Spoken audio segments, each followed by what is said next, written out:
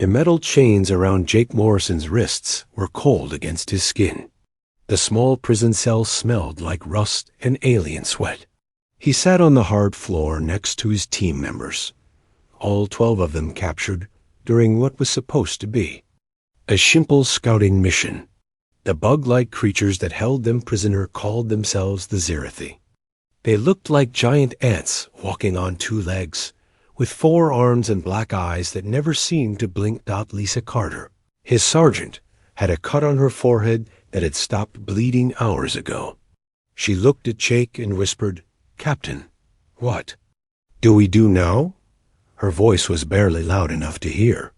The guards outside their cell had hearing better than any human, but they seemed to ignore quiet talking. Ben Davis sat in the corner, picking at a loose thread on his uniform. The young corporal had been with Jake's unit for only 6 months. This was his first real mission away from Earth's moon base. Now he was a prisoner on some planet he couldn't even pronounce the name of. His hands shook a little, but his eyes were alert and angry. Jake had been thinking about their situation for hours. The Zirathi had been surprised to find humans on this world. Very surprised. When they first saw Jake's team, the alien soldiers had actually stepped back in fear. One of them had made a sound that their translator device called a prayer. It didn't make sense at first. The door to their cell opened with a grinding sound. 3 Zirathi guards entered, followed by what looked like their leader. This one was bigger than the others and wore some kind of armor covered in strange symbols. It spoke in clicking sounds that the small translation device on the wall turned into words. "You are the ghost warriors," the alien said. Its voice sounded like metal scraping against stone. The ones who cannot die. The ones who turn defeat into victory with nothing but will. Jake looked at his team members. None of them understood what the creature was talking about. They were just Marines doing their job. There was nothing special about them. Jake had been in the military for 15 years, but he had never thought of himself as legendary. "We are human soldiers," Jake said simply, nothing more.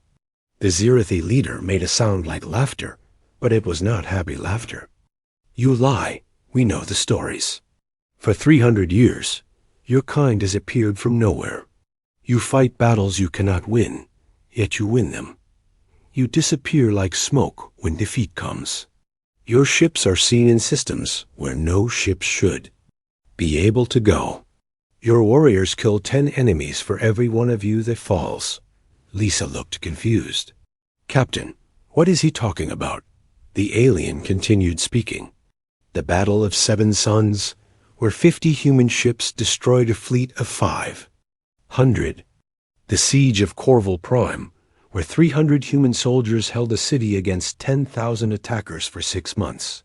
The Ghost Strike on the vegan trade routes, where human raiders appeared from empty space and vanished with an entire convoy."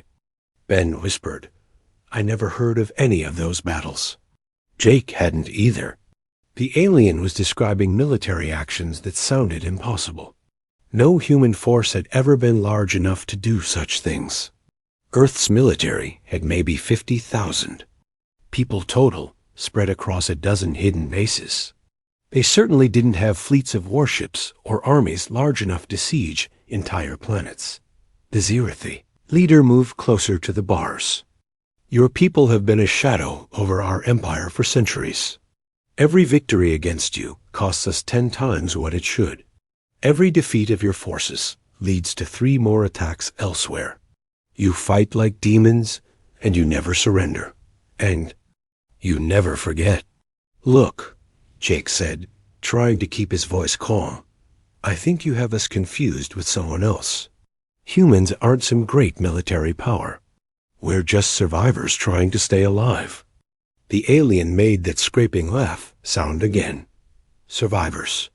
Yes, that is what makes you dangerous. You do not fight wars to win territory or resources. You fight wars to exist. And beings who fight for existence never stop fighting." One of the guards said something in their clicking language. The leader nodded and turned back to Jake's team. 3 days ago, our sensors detected human life signs on this world. We came to investigate and found your small group. Our commanders believe you are scouts for a larger force. They want to know where your main army is hidden. Jake almost laughed. Main army? The 12 people in this cell were probably 1% of all the humans left alive. If the Zirathi thought there was some huge human military out there, they were very wrong. But then Jake had a thought. If these aliens believed humans were this powerful, maybe other aliens believed it too. Maybe that's how small groups of humans had been surviving all these years. Not by actually being legendary warriors, but by making their enemies think they were. What if I told you, Jake said slowly, that you're right to be afraid of us? The alien leader's black eyes seemed to focus more intently on Jake. You admit it. You are part of the Ghost Army. Jake looked at his team. Lisa raised an eyebrow. Ben stopped picking at his uniform thread. They were all listening carefully now. We're part of something, Jake said. It wasn't exactly a lie. They were part of humanity's desperate fight to survive. And if we don't report back soon, others will come looking for us. That was actually true. Amy Rodriguez, their commander, back on the moon base, would definitely send a rescue mission if they didn't return on schedule. It would probably be about 6 people in an old transport ship, but the aliens didn't need to know that. The Zirathi leader stepped back from the yell. Bars. It said something to the guards in their own language. Bennett looked back at Jake. You will be moved to a more secure location. Our fleet commanders will want to question you personally. They have been hunting your kind for decades. After the aliens left, Lisa moved closer to Jake. Captain, what was all that about? Ghost warriors? Legendary battles? None of that is real. Jake thought about it for a moment. Somewhere out there, small groups of humans were apparently making the galaxy think they were part of some unstoppable military force. It was brilliant, really. If you couldn't actually be strong, make your enemies think you were strong.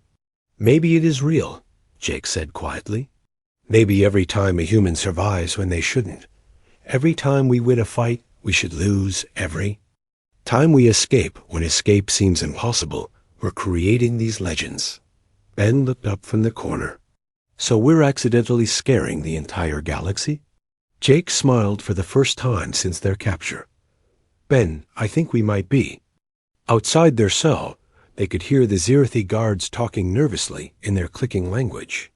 Even their captors seemed worried about what kind of response would come when other humans realized this team was missing. Jake hoped they were. Right to be worried. Because somewhere out there, Amy Rodriguez was probably already planning something that would add one more impossible story to humanity's growing legend. Helen Brooks stared at the computer screen in the underground base deep beneath the Colorado mountains. The numbers on the display made her heart beat faster. After 20 years of silence, the long-range communication array had picked up a signal from deep space. It was a human signal, and it was strong. The message was simple, but changed everything. This is Admiral Rick Thompson aboard the UES Defiance. Colonial fleet requesting permission to return home. We are no longer running. Helen had been only a young scientist when the great evacuation ships left Earth 20 years ago. Back then, everyone thought those 10 million people were going to their deaths. The Zirathi had been destroying human colonies one by one. The evacuation fleet was supposed to find somewhere safe to hide and rebuild slowly over many generations. Now the fleet was back, and they were not hiding anymore. Helen ran through the empty hallways of the underground facility. Most of the base was automated now. Only about 50 people lived here permanently, maintaining the equipment that kept Earth survivors connected to their scattered colonies. She found General Patricia Wong in the command center, already studying the incoming data.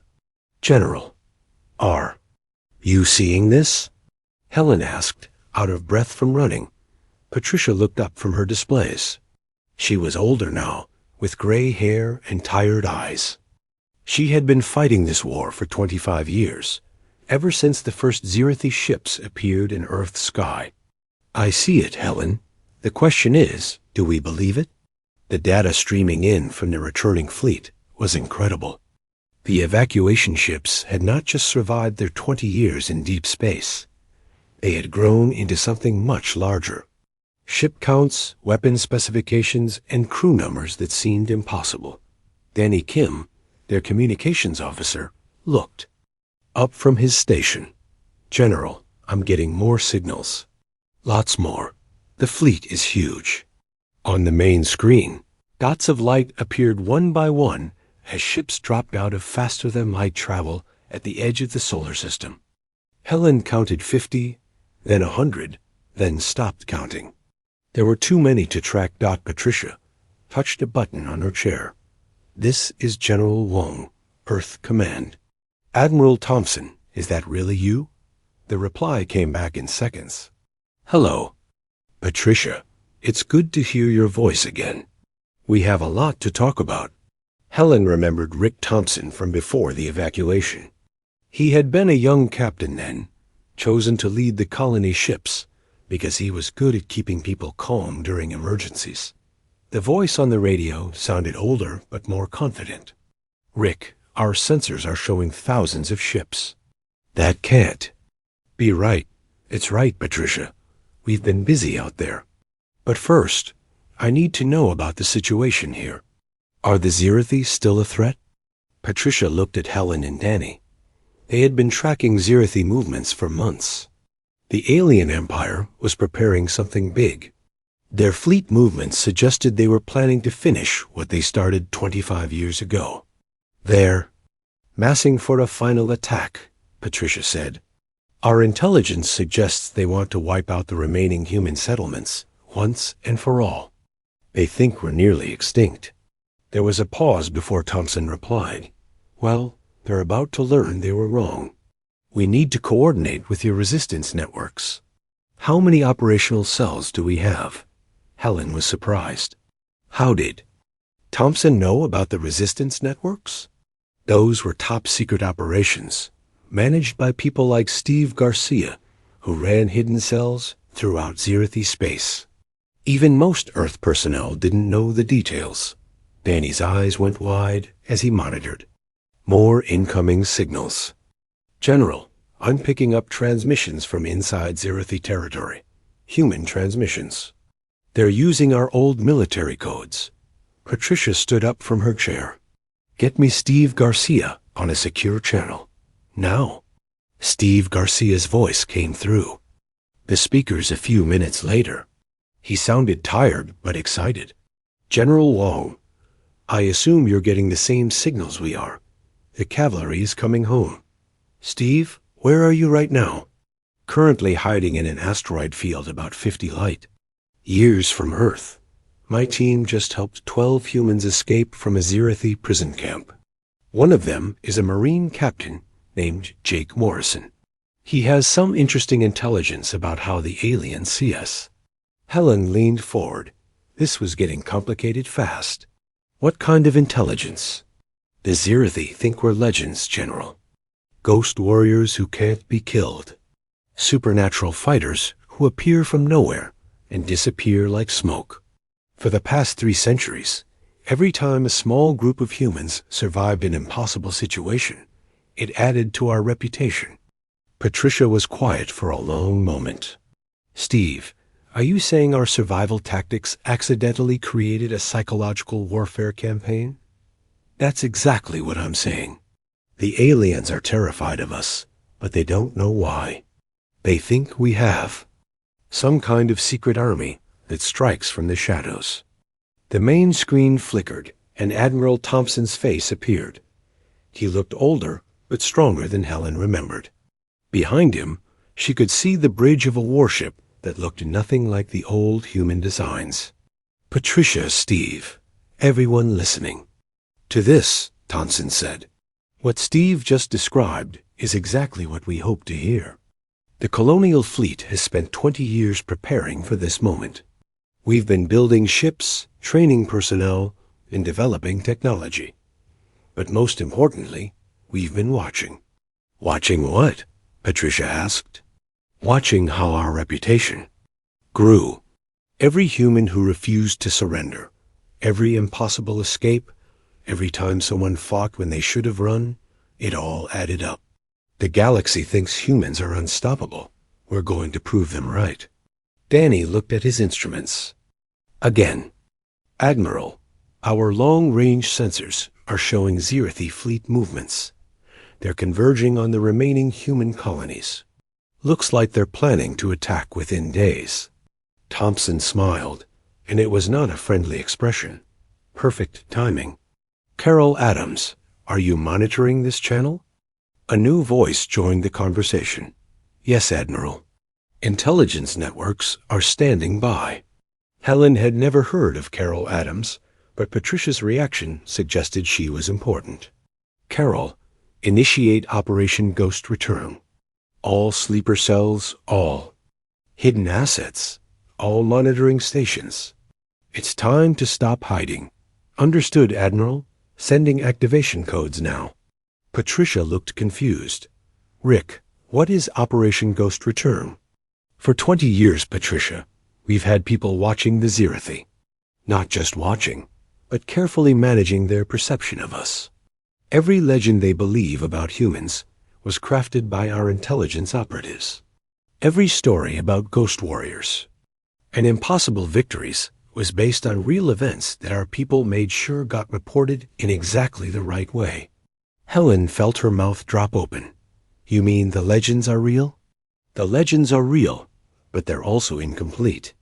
The Zirathi think they're facing scattered survivors with supernatural abilities. They're actually facing a coordinated military force that's been preparing for this war for 2 decades. On the display, more ships continued to appear at the edge of the solar system. The returning colonial fleet was bigger than anything Earth had ever built. But more importantly, Helen realized they were not refugees anymore. They were an army. General Wong, Thompson continued, in 72 hours, the Zirathi will attack what they believe are the last human strongholds.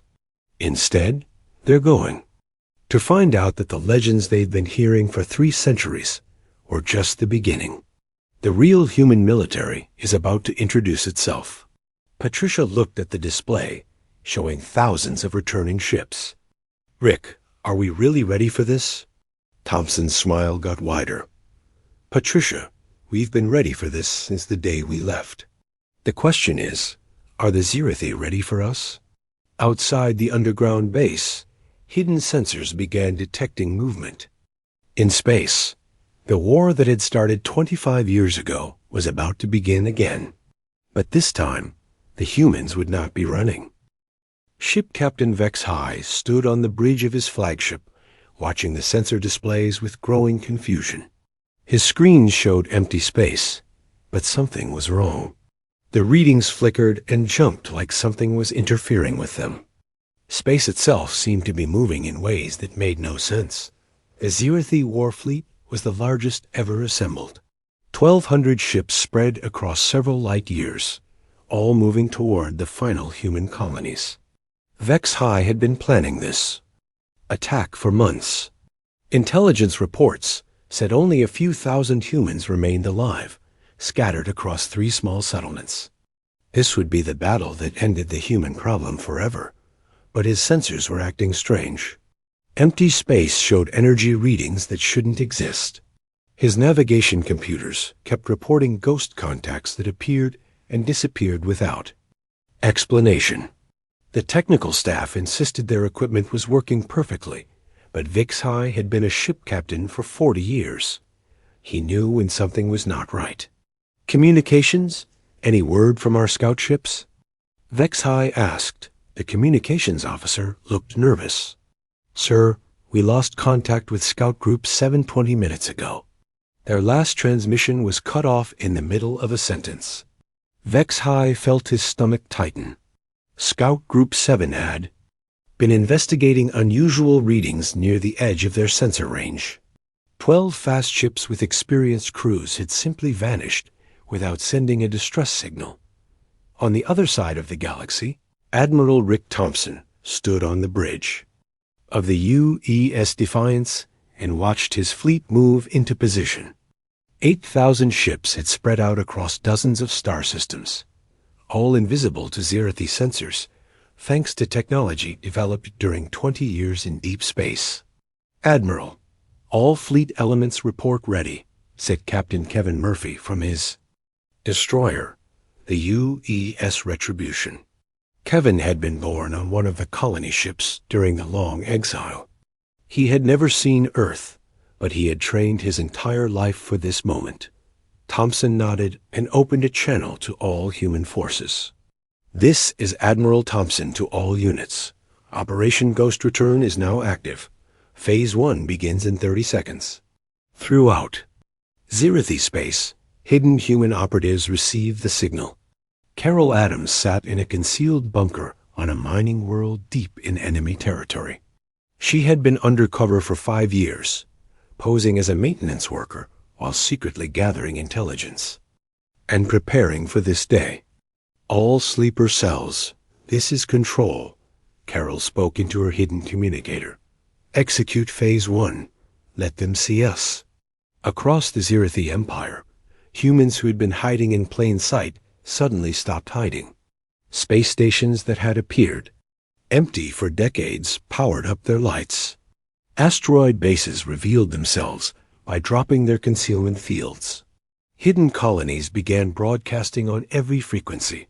The effect was immediate and terrifying for the Zerathi. In less than an hour, their sensors detected human activity in over 300 locations. Bases that intelligence had insisted were destroyed were suddenly very much alive. Worlds they thought were empty showed massive human populations. Vex High watched his tactical display fill with red warning symbols. Human contacts were appearing everywhere, not just at their target locations, but throughout Zerathi space. It was impossible. There were supposed to be only a few thousand humans left alive. "Sir, we're receiving reports from all sectors," his communications officer said, his voice shaking. "Human forces are active in systems where we haven't seen them for decades. Fleet Command is requesting immediate updates on our situation." Before Vex High could respond, his sensors detected something that made his blood freeze. Ships were appearing at the edge of his detection range. Not 1 or 2 ships, but hundreds of them. They seemed to materialize from nothing, as if they had been invisible until this moment.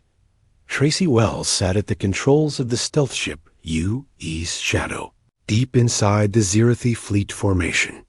Her ship had been hiding among the enemy vessels for hours, completely undetectable thanks to advanced stealth technology.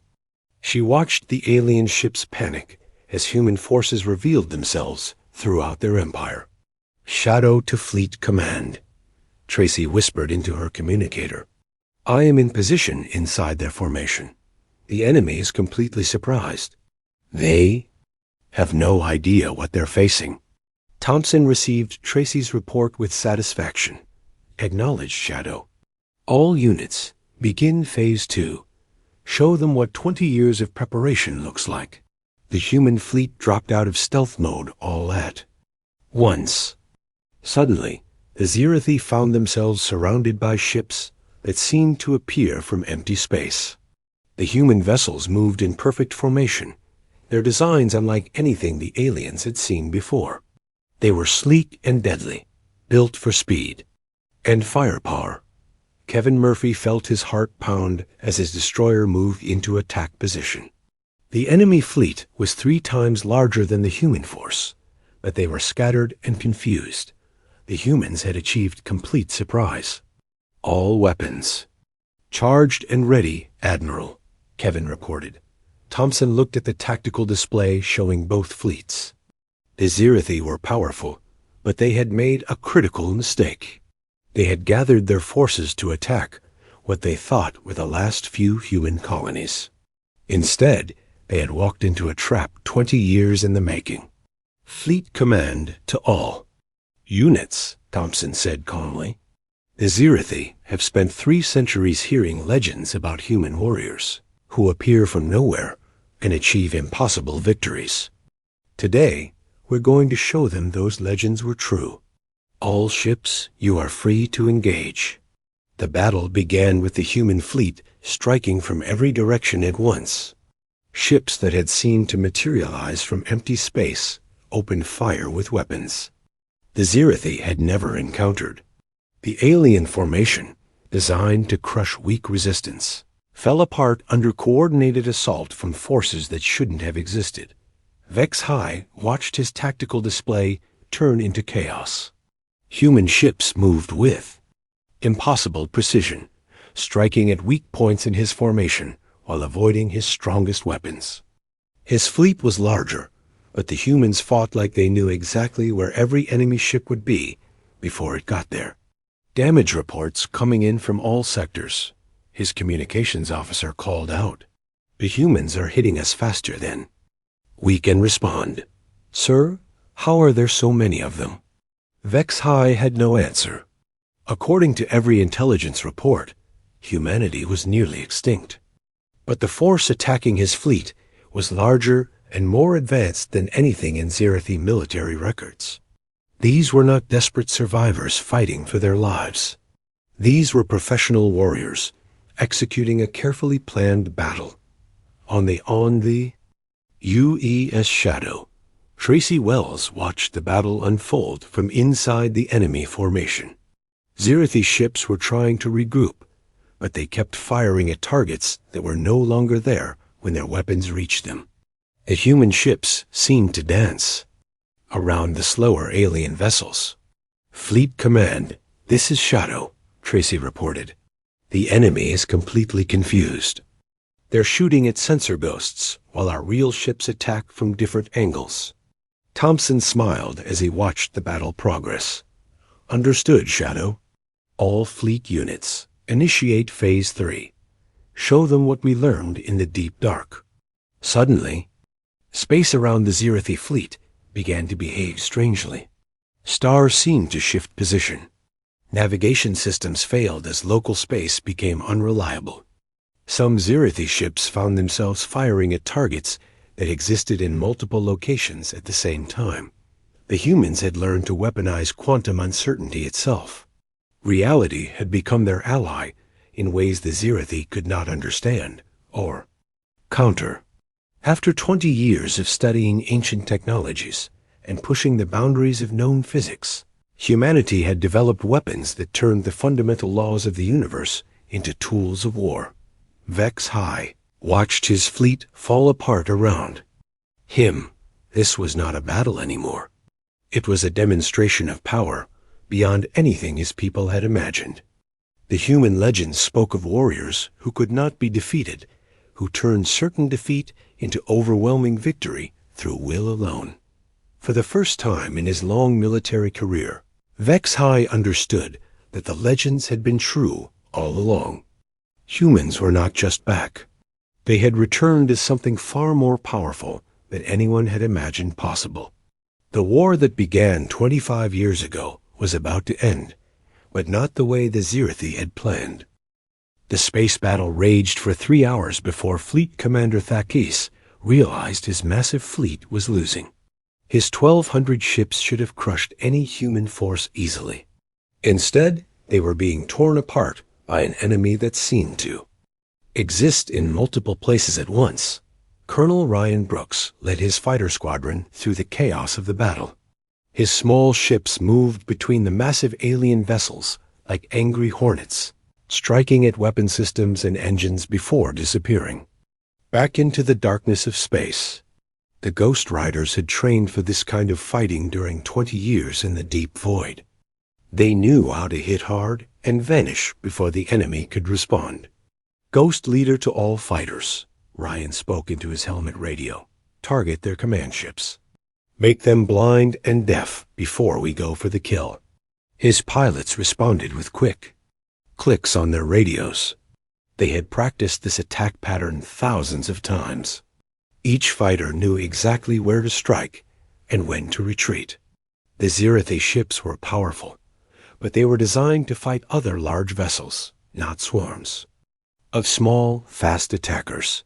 Meanwhile, every human survivor across the galaxy was broadcasting on every frequency they could reach. The message was simple but terrifying to alien ears. Millions of voices spoke the same words at the same time. We are still here. We have always been here, and we remember everything. The psychological effect was immediate. Zirathi crews, who had been confident about fighting scattered human survivors, suddenly realized they were facing an organized military force that had been hiding throughout their empire for decades. Every human they had captured, every colony they had destroyed, every victory they had celebrated was now revealed as part of a larger plan. Major Linda Fox commanded the Marine assault ship U.E. Savek as it closed in on a damaged Zirathi cruiser. Her boarding teams had trained in zero gravity for 20 years. They moved through space like dolphins swimming through water, using magnetic boots and cable lines to reach the alien ship's hull. "Have it, Team Alpha. We're cutting through the outer hull now," Linda reported. "Resistance is light. The enemy seems confused about where we're attacking from." Linda's Marines flowed into the alien ship like water filling a container. They moved in small groups, each team covering the others as they advanced toward the ship's control center. The Zirathi crew fought back, but they had never faced boarding parties that moved with such coordinated precision. The alien soldiers were used to fighting other Zirathi, or species that fought in predictable ways. Humans fought differently. They used the ship's own structure against its defenders, turning maintenance corridors into attack routes and using the vessel's artificial gravity to their advantage.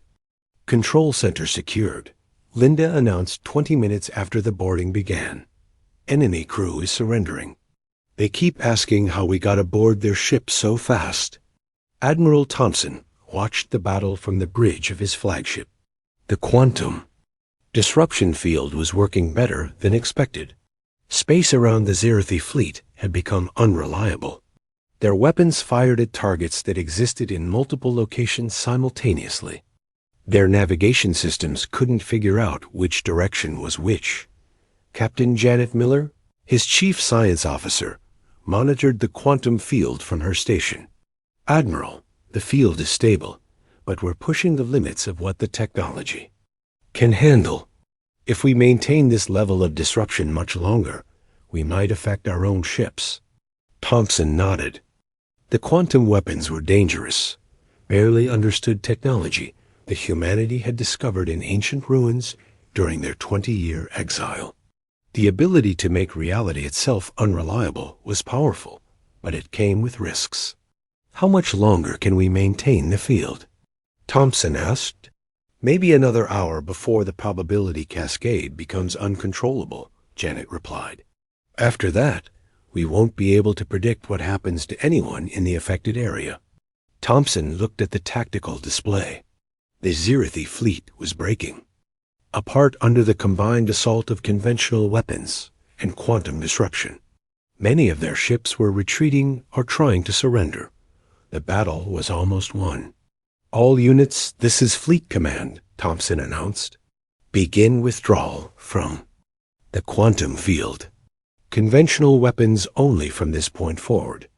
As the strange effects faded from the space around them, the surviving Zirathi ships found themselves facing a human fleet that no longer seemed supernatural. But by then, it didn't matter. Over half of their ships were destroyed or disabled. The remainder were scattered and demoralized. Fleet Commander Thakis stared at his displays in disbelief. His proud armada was gone. The humans had not just defeated them. They had made the defeat look easy. Ships that should have been able to destroy anything the humans could build had been picked apart like toys. "Sir, we're receiving surrender requests from 17 of our remaining vessels," his communications officer reported. "The others are requesting permission to retreat." Thakis had been a military commander for 30 years.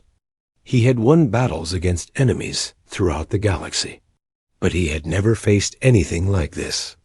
The humans fought with a combination of advanced technology and tactical brilliance that seemed impossible. "Open a channel to the human fleet," Thackus said quietly. A few seconds later, Admiral Thompson's face appeared on the main screen. He looked calm and professional, like a teacher explaining a lesson to students. "Fleet Commander Thackus," Thompson said, "I believe you wanted to discuss surrender terms." Thackus felt something he had never experienced before in battle: complete helplessness. "Admiral Thompson, how is this possible? Our intelligence said your species was nearly extinct." Thompson smiled, but it was not a cruel expression. "Your intelligence was based on what we wanted you to believe. For 25 years, every human survivor has been part of a single plan. Every impossible escape, every unlikely victory, every time we seemed to vanish like ghosts, it was all leading to this moment. But the technology you're using, the weapons that bend space itself, how did you develop such things? 20 years in the deep void, Commander. 20 years of exploring ancient ruins and studying technologies left behind by civilizations that existed before your empire was born. We learned that sometimes the best way to survive is to make your enemies think you're already dead while out. You prepare to prove them wrong." Thackus looked around his ruined bridge. Emergency lights flickered in the smoke from damaged systems. His proud flagship was barely functional. The human fleet surrounded his remaining ships like predators around wounded prey. "What happens now?" Thackus asked. "Now you learn what humans have always known," Thompson replied. "Sometimes legends are born not from what people imagine, but from what they refuse to accept as impossible. Your empire spent 3 centuries telling stories about human warriors who couldn't be defeated. Today you discovered those stories were true. The space around the battlefield grew quiet as the last Zirathi weapons stopped firing. Damaged ships drifted in the darkness while rescue. Vessels moved to collect survivors. The battle was over, but everyone involved knew it was really the end of a much longer war. Colonel Ryan Brooks guided his fighter back toward the UE's Defiance. His squadron had lost only 2 pilots during the entire battle. The enemy had lost over 800 ships. It was the kind of victory that would be remembered for generations. As he flew through the debris field, Ryan thought about the Zirathi prisoners his people would soon be questioning. Those aliens would spread word throughout their empire about what they had witnessed. They would tell stories about human ships that appeared from nowhere, weapons that made reality itself unreliable, and warriors who fought with impossible skill. Legends about humanity would grow even larger after today. But now the legends would be backed up by the kind of military power that could enforce them. The age of hiding was over. The age of human expansion was about to begin. 6 months after the Great Battle, Fleet Admiral Rick Thompson stood in the rebuilt city of New Denver, looking up at a sky filled with human ships. The massive vessels moved slowly overhead, bringing home millions of people who had lived there. Entire lives in space. The exile was finally over. The Zirathi Empire had collapsed within weeks of their fleet's defeat. When news spread that the legendary human ghost warriors were real and had returned with overwhelming force, panic swept through alien space. Some species surrendered immediately. Others tried to negotiate. A few attempted to fight and learned the same lesson the Zirathi had learned. Dr. Helen Brooks walked through the new research facility, built where the old underground bunker used to be. The quantum technology that had made the human victory possible was being studied by scientists who could barely understand how it worked. Ancient alien devices recovered from dead worlds were revealing secrets that pushed the boundaries of known physics. "Dr. Brooks, we're getting some interesting readings from the artifact in Laboratory 7, said her assistant, Mark Wilson. He was one of the children born during the exile. Now, can adult scientists helping to unlock the mysteries of the galaxy? Helen nodded and followed Mark to the lab. Inside a containment field sat a small crystalline device that seemed to bend light. Around itself, it was one of hundreds of similar objects the colonial fleet had discovered during their 20 years in the deep void. What kind of readings? Helen asked.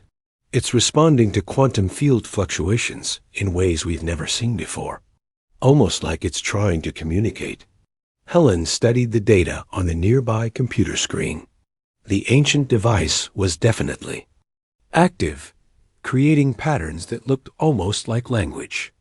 If they could decode it, they might learn even more about the technologies that had made humanity's victory possible. Across the galaxy, Ambassador Julie Hayes sat in the Galactic Council chambers, addressing representatives of over 200 species. She was humanity's first official representative to the galactic government in 25 years, and her presence had changed everything. The human position is simple, Julie said, her voice carrying clearly through the vast chamber.